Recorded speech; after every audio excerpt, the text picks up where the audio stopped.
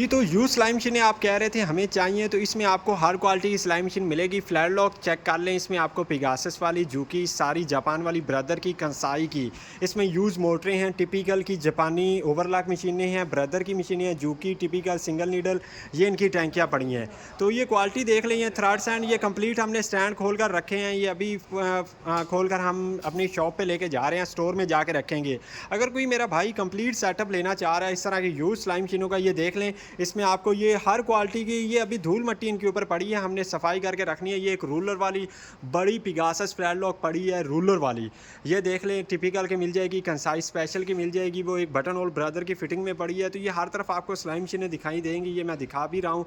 इस तरह का कंप्लीट सेटअप आपको चाहिए तो इसके लिए आप हमसे रब्ता कर सकते हैं। नंबर आपको हमारी टिकटॉक आईडी के बायो में मिल जाएगा। यूज सिलाई मशीनों का काम करते हैं, ओरिजिनल मोटरें इनके साथ हैं, आप देख भी सकते हैं। ये मैं आपको दिखा रहा हूँ, ये स्टैंड चेक कर लें।